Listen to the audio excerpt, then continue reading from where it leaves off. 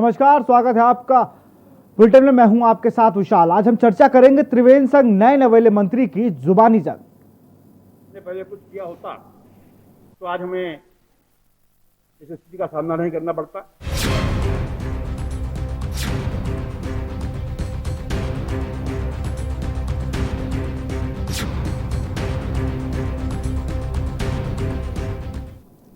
देश भर में कोविड से सबसे ज्यादा प्रभावित राज्यों में उत्तराखंड राज्य भी टॉप 10 में प्रवेश कर चुका है।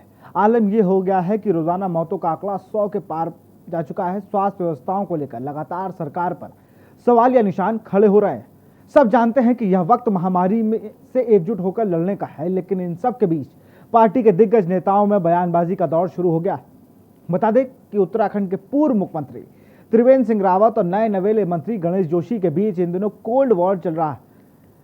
मंत्री ने पूर्व सीएम त्रिवेंद्र सिंह रावत पर वार किया तो उन्होंने पलटवार किया। हालांकि जुबानी जंग की शुरुआत नए नए मंत्री बने गणेश जोशी ने की। फिर क्या था, त्रिवेंद्र ने ऐसा पलटवार किया कि गणेश जोशी की उससे सहम गए। देखिए इस रिपोर्ट में। पहले कुछ किया होता तो आज हमें इस स्थिति का सामना नहीं करना पड़ता, क्योंकि हमें अंदेशा नहीं था कि ऐसा होगा। इस वजह से हमने लापरवाह हो गए और उसका परिणाम यह हो कि आज हमें दिन रात काम करना पड़ रहा है। उत्तराखंड के कैबिनेट मंत्री गणेश जोशी का एक लापरवाही भरा बयान सामने आया है। गणेश जोशी का कहना है कि त्रिवेंद्र सरकार को इस बात का अंदाजा ही नहीं था कि कोरोना की दूसरी लहर भी आ सकती है। इसके साथ ही उन्होंने अपनी ही पार्टी की पिछली त्रिवेंद्र सरकार को इसके लिए जिम्मेदार ठहराया है। कैबिनेट मंत्री ने यहां तक कह दिया कि पहले कुछ काम किया होता तो आज ये दिन नहीं देखना पड़ता। वहीं पूर्व मुख्यमंत्री त्रिवेंद्र सिंह रावत ने भी काबीना मंत्री को अनुभवहीन बताते हुए कहा कि उनके पास अनुभव की बहुत ही कमी है। ऐसे में उनको चाहिए कि पहले वे विभागों की जानकारी ले, उसके बाद ही अनुभव के आधार पर काम करें। उसको लापरवाही भी कह सकते हैं, कमी भी कह सकते हैं। देखिए, हमें किसी को ये नहीं मालूम था कि कोरोना दोबारा आएगा। हम भी मस्त हो गए थे। सब लोगों किसी को उम्मीद थी। आपको उम्मीद थी क्या? आपको उम्मीद नहीं थी कोरोना दोबारा आएगा। हम तो सोचते कोरोना खत्म हो गया, कहानी खत्म। लेकिन यही कारण है कि लापरवाही हुई और उसी की वजह से एकदम सरकार आते ही हम पर एकदम एक बोझ सा पड़ गया। लेकिन आज सरकार के सारे मंत्री को हर जिले का प्रभारी बनाया गया। मुझे सबसे संवेदनशील जिला जहां पर सबसे ज्यादा लोड है। ये अनुभवहीनता है। ये अनुभव लेने की जरूरत है उन लोगों को, और अनुभव लेकर की वो बात कहें तो अच्छा है, क्योंकि अभी जुम्मे के जुम्मे तो उनको अभी और फिर विभागीय मिनिस्टर भी नहीं है, उनको पता नहीं विभाग में क्या है।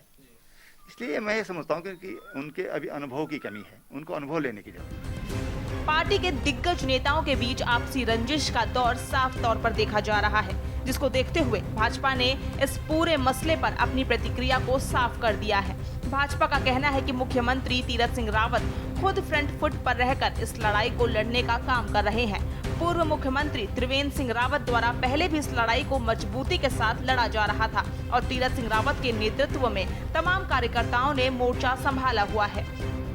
माननीय मुख्यमंत्री श्री तीरथ सिंह रावत जी के नेतृत्व में उत्तराखंड में कोरोना के खिलाफ लड़ाई बहुत मजबूती के साथ लड़ी जा रही है और मुख्यमंत्री जी खुद फ्रंट पर हैं। इससे पहले माननीय श्री त्रिवेंद्र सिंह रावत जी प्रदेश के मुख्यमंत्री थे, तो उनके समय में भी बहुत अच्छा काम हुआ और उसी क्रम में काम हमारा आगे बढ़ रहा है। इस समय हमारी जो प्राथमिकता है वो कोरोना पर फोकस करके कोरोना को हराने की है। किसी के द्वारा क्या कहा गया ये महत्वपूर्ण नहीं है। पार्टी नेताओं के बीच आपसी बयानबाजी का दौर शुरू होते ही उत्तराखंड की राजनीति में घमासान का माहौल पैदा हो गया है, जिसको देखते हुए विपक्ष ने भी चुटकी लेना शुरू कर दिया है। इस दौरान पूरे मसले पर कांग्रेस ने अपनी प्रतिक्रिया देते हुए कहा, इस आपदा और त्रासदी के समय पर जब राज्य सरकार को अपना पूरा फोकस इस महामारी से लड़ने पर लगाना चाहिए, तो उत्तराखंड राज्य के अंदर एक नूरा कुश्ती देखने को मिल रही है, वो भी भाजपा के दिग्गजों के भीतर। काबीना मंत्री गणेश जोशी ने जहां लापरवाही का ठीकरा त्रिवेंद्र सरकार के ऊपर फोड़ा, तो त्रिवेंद्र रावत ने पलटवार करते हुए गणेश जोशी को अनुभवहीन नेता करार कर दिया। अब देवेंद्र भसीन, जो कि प्रवक्ता भी हैं भाजपा के और पूर्व मीडिया प्रभारी हैं, वो ये कहते हुए पाए गए हैं कि नेताओं को इस वक्त एकजुटता के साथ लड़ाई लड़नी चाहिए और इस तरह की अनर्गल और अमर्यादित बयानबाजियों से बचना चाहिए। और उन्होंने सिरे से गणेश जोशी को डिफेंड करने से मना कर दिया और ये कह दिया कि पहले भी सरकार अच्छा काम कर रही थी और अब भी सरकार अच्छा काम कर रही है। अब केस जो है पूरा जनता के दरबार में है। जनता इस बात का निर्णय करे कि गणेश जोशी काबीना मंत्री अगर अपने ही सरकार के ऊपर सवालिया निशान लगा रहे हैं और इस बात की पुष्टि कर रहे हैं जो विपक्ष लगातार कहता आया कि सरकार ने समय रहते तैयारियां नहीं की, तो ऐसे में जनता ने क्या सजा राज्य सरकार के लिए या भाजपा के लिए मुकर्रर की है, ये जनता बताए। अब देखना होगा दोनों की जुबानी जंग क्या मोड़ लेगी। देहरादून से के न्यूज के लिए अशोक कुमार की रिपोर्ट। पहले कहा गया त्रिवेंद्र सिंह रावत ने जब इस्तीफा दिया कि कोई मनमुटाव नहीं था, और अब मंत्री जी का बयान कि बताता है कि कहीं ना कहीं कुछ मनमुटाव जरूर थे। गणेश जोशी ने कहा कि पहले कुछ काम किए होते तो ये करना ना पड़ता, और मुझे क्या मालूम कोरोना फिर से आ जाएगा। कल ही नैनीताल हाईकोर्ट ने फटकार लगाते हुए सरकार को यह कहा था, जब पहली वेव खत्म हुई दूसरी वेव के लिए लगातार वैज्ञानिक कह रहे थे, तब आप क्यों नहीं सचेत हुए? आपकी सरकारें क्या कर रही थी, आपके अधिकारी क्या कर रहे थे? उस पर गणेश जोशी का ऐसा बयान, और उस बयान में भी पूर्व मुख्यमंत्री उन्हीं के पार्टी से है त्रिवेंद्र सिंह रावत पर निशाना साधना, ये दर्शाता है कि कहीं ना कहीं कोई तो बात रही। देवेंद्र भसीन की अगर बात की जाए, मीडिया प्रभारी हैं भाजपा के उत्तराखंड के, उन्होंने कहा कि इस टाइम, उन्होंने मानी ये बात कि इस टाइम हम लोग को एकजुट रहने की जरूरत है। उनको पता है कि एकजुटता नहीं है भाजपा उत्तराखंड में। अनुभवहीन कहा है गणेश जोशी को त्रिवेंद्र सिंह रावत ने, और इसी पर चर्चा करेंगे। जो जुबानी जंग हुई है पूर्व मुख्यमंत्री त्रिवेंद्र सिंह रावत और कैबिनेट मंत्री गणेश जोशी को, इसके साथ हमारे गेस्ट भी जुड़े हुए हैं, उनसे बात करेंगे। हमारे साथ शादाब शम्स भाजपा नेता जुड़े हुए हैं और मथुरा दास जोशी। आप दोनों का बहुत बहुत स्वागत है। शादाब जी, सबसे पहला सवाल आपसे, जब कोई मनमुटाव नहीं था, इस टाइम एकजुटता की बात हो रही है, पूर्व सरकार को जिम्मेदार ठहरा दिया गणेश जोशी ने।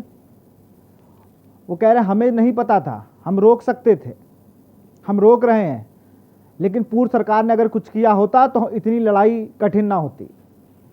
शादाब जी। देखिए, मुझे लगता है कि बिल्कुल जो कहा जा रहा है किसने क्या कहा अभी तक हमारे संज्ञान में नहीं है, लेकिन जिस तरह से एक साल में काम किया हमारी सरकार ने, बड़ी ईमानदारी के साथ काम किया, और एक साल के कामों का लेखा जोखा मैं आपके सामने रख दूंगा। आप खुद बता दीजिएगा कि सरकार ने काम किया है कि नहीं काम किया। शादाब जी, यही सवाल है। मैं कहाँ कह रहा हूँ कि आपने काम नहीं किया, मैं तो कह रहा हूँ बहुत अच्छा काम किया, लेकिन गणेश जोशी जी को आप जो मुझे दिखाने वाले हैं, आप, मेरा आपसे निवेदन है, गणेश जोशी जी को दिखाइए, अपनी पार्टी के नेता को दिखाइए, कैबिनेट मंत्री को दिखाइए, कि उनको पता तो चले कि पूर्व सरकार में काम हुआ है। मैं ये कह रहा हूँ जो उन्होंने बोला है, उनका कहने का तात्पर्य सिर्फ इतना था कि हम और ताकत से कर सकते थे, कहीं हम थोड़ा सा चूके हैं, लेकिन मैं ये कहूंगा कि वो उनका अपना विवेक हो सकता है उन्हें ऐसा लगा हो, लेकिन एक बात जो ईमानदार बात है वो ये है कि भारतीय जनता पार्टी की सरकार ने बड़ी ईमानदारी से काम किया, और जो एक टेस्टिंग लैब होती थी पूरे उत्तराखंड में, आज वो 10 टेस्टिंग लैब तो सरकारी है और लगभग 36 से अधिक टेस्ट जो लेबोरेटरी हमारी टेस्टिंग लैब्स है वो प्राइवेट है। तो अगर हमने काम नहीं किया होता एक साल के अंदर तो ये कैसे मुमकिन हो जाता?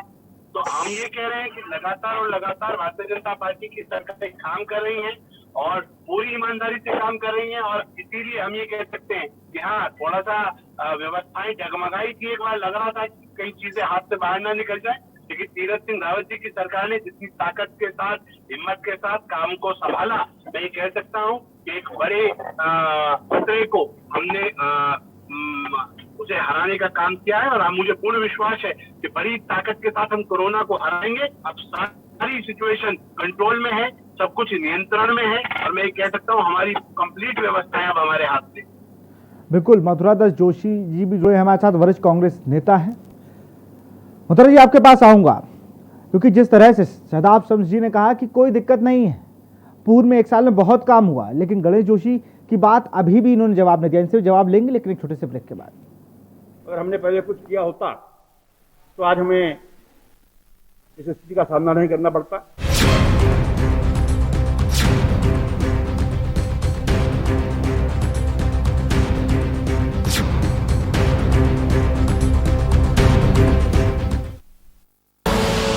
आप देख रहे हैं के न्यूज, खबरों का सारथी। कोरोना के नए स्ट्रेन की वजह से बढ़ते संक्रमण को समय से रोकने के लिए मरीजों में लक्षण की पहचान सबसे जरूरी है। आप तक पूरी और सही जानकारी पहुंचे, यही लक्ष्य है उत्तराखंड सरकार का। सुनिए होम आइसोलेशन पर क्या है एक्सपर्ट डॉक्टर की सलाह। बहुत इम्पोर्टेंट है होम आइसोलेशन। कई लोग इसमें ठीक भी हो जा रहे हैं और इसमें कुछ चीजों का हमें विशेष ध्यान रखना पड़ेगा। जो संक्रमित व्यक्ति है उसका रूम अलग होना चाहिए, उसका वॉशरूम भी अलग होना चाहिए और वो अपने को आइसोलेट कर लें। और इसमें जो घर के लोग हैं उनको भी, जैसे उनको खाना देना तो वो भी मास्क पहने। एसिम्प्टोमेटिक भी होते हैं जिनमें कोई सिम्टम्स नहीं है लेकिन वो पॉजिटिव हैं। ये नहीं कि वो सिम्टम नहीं है और पॉजिटिव हैं तो वो घूम रहे, नहीं, उनको भी 14 दिन तक क्वारंटाइन होना ही होना है। होम आइसोलेशन के दौरान जो किट आपको सरकार द्वारा दिया जा रहा है उस किट में mask, sanitiser, thermometer, pulse oximeter, इसके अतिरिक्त दवाइयाँ जैसे कि paracetamol, azithromycin, ivermectin, vitamin C with zinc है। इनको नियमित सेवन करें तथा अपनी मॉनिटरिंग करें। उत्तराखंड सरकार टेलीमेडिसिन और ऑनलाइन उपचार को अपनी प्राथमिकताओं में शामिल कर जनता को स्वास्थ्य सुविधाएं पहुंचा रही है। यदि आपका ऑक्सीजन लेवल 95 से कम आता है तो ई संजीवनी के माध्यम से हमारे विशेषज्ञ चिकित्सकों से परामर्श ले सकते हैं। आप सबको डरने की जरूरत नहीं है। हम सभी डॉक्टर, सारे स्पेशलिस्ट अपने हॉस्पिटलों के साथ आपके लिए तैयार हैं। आपने सिर्फ अपने कुछ लक्षणों को पहचानना है। यदि आपको बुखार होता है और जो कि 100 और 101 से 3 दिन में भी नीचे नहीं आ रहा है, आपको साथ में खांसी होनी शुरू हो रही है, तो आप तुरंत अपनी जांच कराइए। हमारे पास ऑक्सीजन बेड और दवाइयाँ पूरी मात्रा में हैं। जब ज़रूरत हो तो आप 104 हेल्पलाइन में कॉल करके भी हमसे संपर्क कर सकते हैं। और अब सलाह कोरोना वैक्सीनेशन से जुड़ी है, ध्यान से सुनिए। सभी लोग जितनी जल्दी हो सके अपने को वैक्सीन लगवाएं। वैक्सीन लगाने से फ़ायदा ये है कि आपको यदि कोविड हो भी रहा है तो उसका जो संक्रमण होगा बहुत हल्का होगा। वैक्सीन लग भी जाए उसके बावजूद भी आपको मास्क को अच्छी तरह पहना, नाक और मुंह कवर करते हुए, और 2 गज की दूरी बनाए रखें, भीड़ वाली जगह में ना रहें और साथ में अपने हाथों को नियमित ढंग से धोते रहें।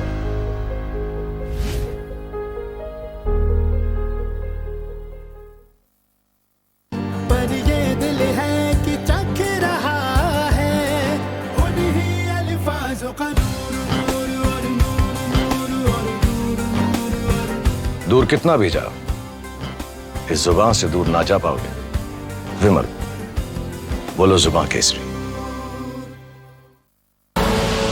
आप देख रहे हैं के न्यूज, खबरों का सारथी। अगर हमने पहले कुछ किया होता तो आज हमें इस स्थिति का सामना नहीं करना पड़ता।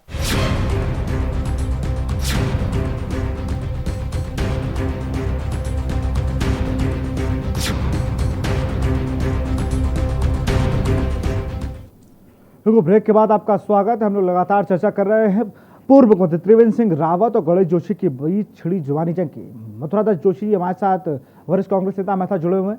मथुरादास जी, ये स्थिति है उत्तराखंड की कि अब सब लोगों को एक साथ विचार एक दूसरे से शेयर करने चाहिए और एकजुट होकर, वो चाहे कांग्रेस, बीजेपी, आप कोई हो, इस टाइम उत्तराखंड के हित के लिए सोचना चाहिए और कोरोना को कैसे हराया जाए इस पर चर्चा होनी चाहिए। मथुरा जी। कांग्रेस ने कभी भी इस मुद्दे पर राजनीति नहीं की और सरकार को हमेशा रचनात्मक सुझाव दिए हैं, सरकार को रचनात्मक सहयोग दिए हैं। आज भी हमारी पार्टी का प्रतिनिधि मंडल माननीय अध्यक्ष जी के नेतृत्व में माननीय मुख्यमंत्री जी को सुझाव देने गया था, मुख्यमंत्री जी से बात करने गया था कि हमारी कहाँ आवश्यकता है, हम आपके साथ खड़े हैं।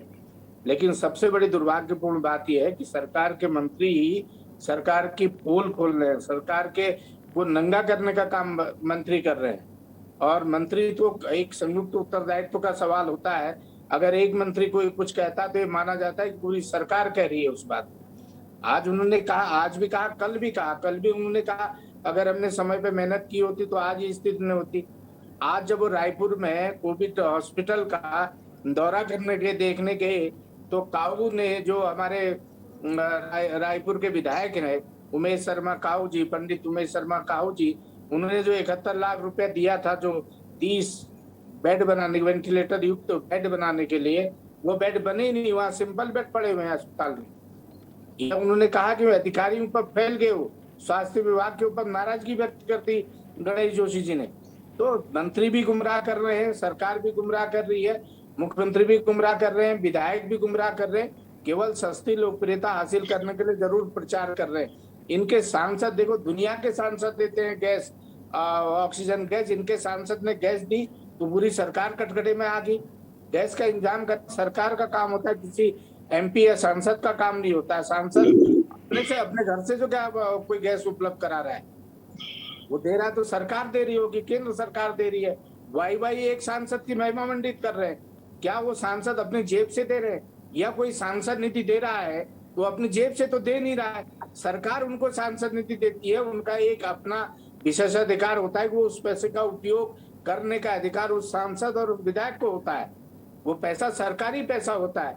यहाँ तो अगर MP दे रहा है तो उसकी वाई हो रही है कि वो अपने घर से दे रहा जैसे, और विधायक दे रहा तो ये कह रहे कि हाँ विधायक ने इतने रुपए दे दिए। भाई वो तो अलॉटमेंट है, भाई आपका अपना एक MP लेड और MLA लेड बनाया गया है, उस पर उनका सदुपयोग कर सकते हैं, वो उसको दे सकते हैं, उन्होंने दिया है। कहीं ऐसा नहीं किया कि हम कहें कि अपनी जेब से दे, तब कोई व्यक्ति अपनी जेब से इंतजाम करे और जनता के बीच में दे तो हम कह सकते हैं कि वो दे रहा, अपने घर से दे रहा। सरकार के अंदर कोई सामंजस्य नहीं है। अभी त्रिवेंद्र सिंह जी ने क्या बयान दे दिया बताइए, आपके सामने, सबके सामने है कि कोरोना एक प्राणी है, वो भी आएगा, समय पर आया, समय पर गया। अब इस तरह की बातें ये करेंगे तो आप समझ सकते हैं कि सरकार कितनी संवेदनशील है, कितनी गंभीर है। इसका अंदाजा आप इसी बात से लगा सकते हैं। मथुरा जी, अगर बात की जाए जिस तरह से इस काल में, जैसे गणेश जोशी ने कहा कि अगर पिछले कुछ किया होता तो इस बार हम लोग और अच्छे से लड़ते।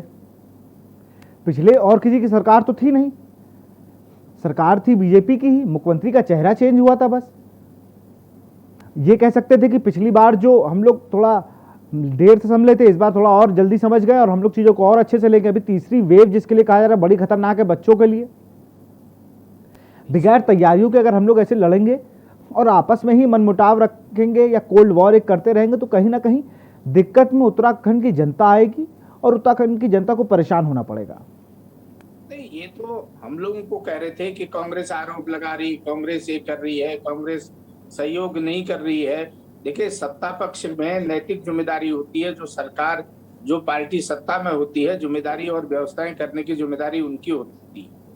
और जिस तरीके से मंत्री ही विरोधाभासी बयान दे रहे हैं, पूर्व मुख्यमंत्री कुछ और कह रहे हैं, नए मुख्यमंत्री कुछ और कह रहे हैं, मंत्री कुछ और कह रहे हैं, और शायद गणेश जोशी को यह आभासी नहीं है कि पुरानी सरकार भी बीजेपी की थी। वो तो ये समझ रहे हैं कि पुरानी सरकार कांग्रेस की थी, इसलिए उन्होंने कोई काम नहीं किया।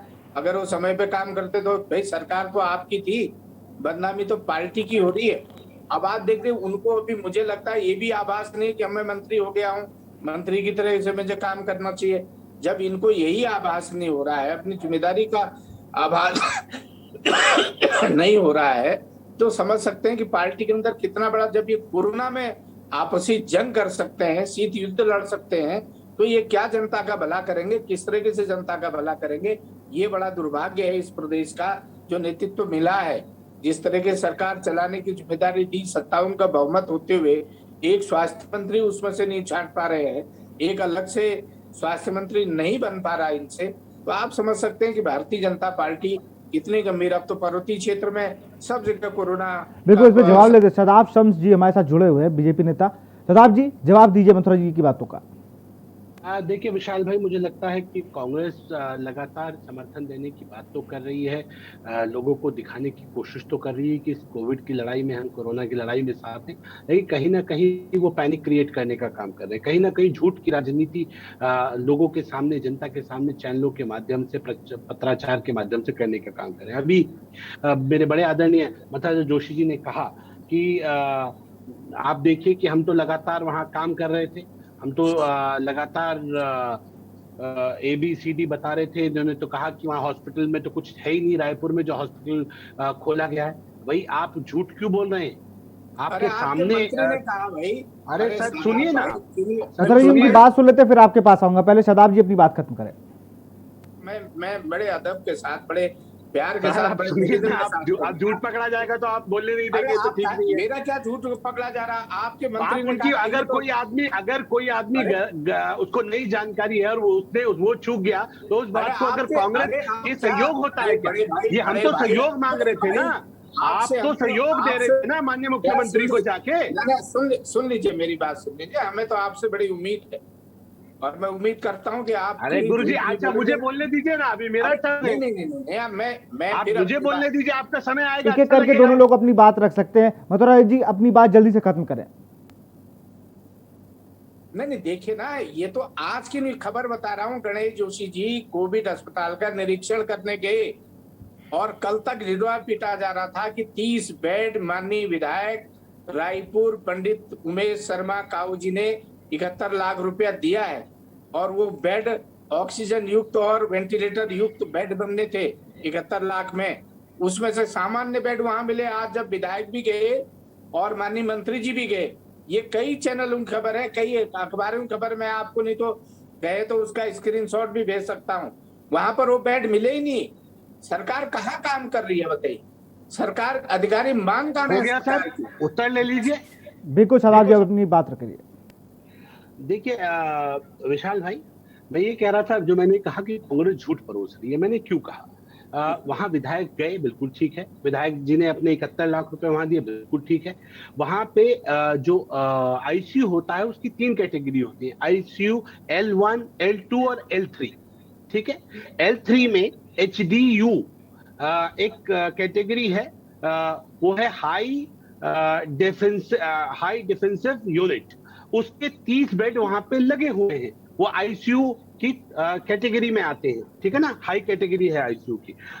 140 ऑक्सीजन बेड वहां मौजूद है, 400 नॉर्मल बेड वहां मौजूद है। अब अगर कांग्रेस के नेता इस बात को, कहीं से कोई बात निकली, जरा सी गलतफहमी हुई, कहने का जरा सा लाइन चली गई, उस पर राजनीति करने उतर जाएंगे, ये सहयोग है क्या? यही तो बोल रहे हैं हम कि सहयोग क्या है। जो आप माननीय मुख्यमंत्री जी के पास जाके कह रहे हैं कि हमारा कोरोना की लड़ाई में पूरा सहयोग है, वो कोई फंड है, वो कोई पैसा है, वो कोई आपकी तरफ से दान है, भाई क्या सहयोग कर रहे हैं आप? आपसे यही सहयोग मांगा गया है कि इस पे राजनीति ना करें, झूठ ना फैलाएं।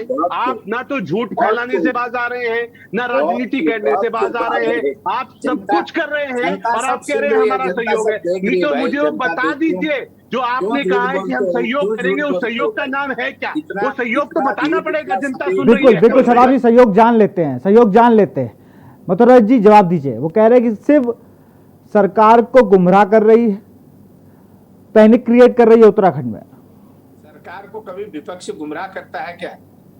सरकार को, जनता को गुमराह कर रहे हैं आप, मीडिया को गुमराह कर रहे हैं आप। आईना दिखाना, हम तो आईना दिखा रहे हैं इनको। सर ये आईना है क्या? ये आप आईना दिखा रहे हैं, आप जनता में पैनिक फैला रहे हैं, आप डरा रहे हैं। कांग्रेस का एक नेता यही कर रहा है। चलिए हम मान लेते हैं हम पैनिक फैला रहे हैं, तो आपके मंत्री क्या कर रहे हैं भाई? ये तो आपके मंत्री, ये मान लिया। देखिए आपने, यही तो हम कह रहे हैं। आपका बहुत बहुत धन्यवाद करता हूं मैं आदरणीय जोशी जी, आपने मान लिया, स्वीकार कर लिया है कि कांग्रेस पैनिक फैला रही है। आपको मैं धन्यवाद दूंगा। शादाब जी पहले उनकी बात खत्म हो जाने दीजिए। शादाब जी पहले उनकी बात खत्म हो जाने दीजिए। फैलाने का काम कर रहे हैं। दिखा सकता हूँ कि आपके मंत्री ने क्या कहा। ये उत्तराखंड के मंत्री हैं, कोई व्यक्तिगत मंत्री नहीं है किसी के। अरे हम ये कह रहे हैं, आप अगर मैं जो कह रहा हूँ गलत साबित कर देंगे, आज इस्तीफा देके घर बैठ जाऊंगा। कर रहा हूँ, और क्या इससे बड़ा साबित क्या करूंगा? अरे मैं बता रहा हूँ, आप चलिए मेरे साथ, आप चलिए वहां देखिए। आप झूठ बोल रहे हैं, सामने मैं चैनल पे बोल रहा हूँ, आप झूठ बोल रहे हैं। अरे मैं आप झूठ बोल रहे हैं। अगर नहीं, शादाब जी मेरा एक सवाल है आपसे। शादाब जी मेरा एक सवाल है, मथुरा जी आपको रोकना चाहूंगा। शादाब जी मेरा आपसे एक सवाल है। पिछली सरकार ने अगर कुछ काम किया होता तो ये नौबत ना आती। ये बयान सच है या झूठ, ये बता दीजिए मुझे। गणेश जोशी जी ने जो कहा, देखिए ऐसा है ना, वो गलत बयानबाजी हो रही है। अगर मैं ये बिल्कुल ईमानदारी से कहने में मुझे कोई गुरेज नहीं है। हमारी पिछली सरकार ने बहुत बेहतरीन काम किया, और आपको बता दूं क्या किया। ऑक्सीजन बेड 673 थे 1 साल पहले। सर सुनिए ना सर, 1 साल पहले एक साल पहले, उससे पहले क्या थे, कांग्रेस के काल में क्या थे उसे जानने दीजिए।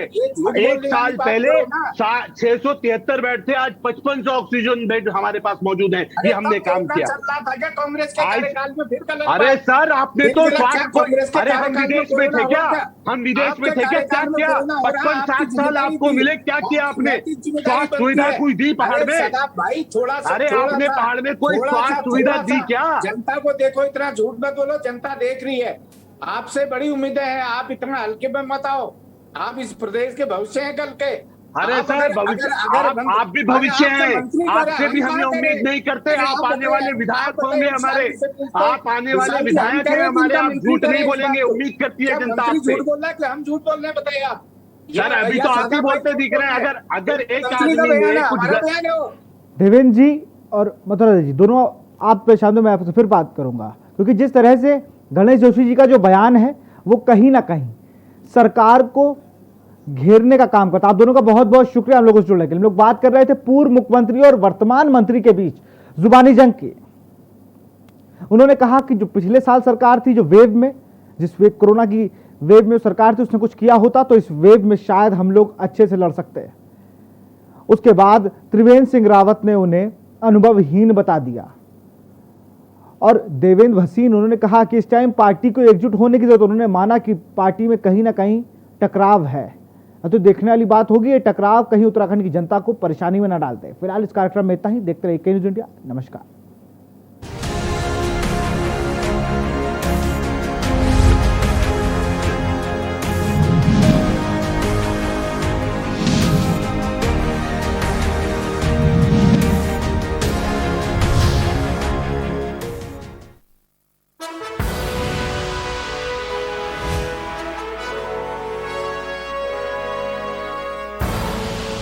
आप देख रहे हैं के न्यूज़, खबरों का सारथी।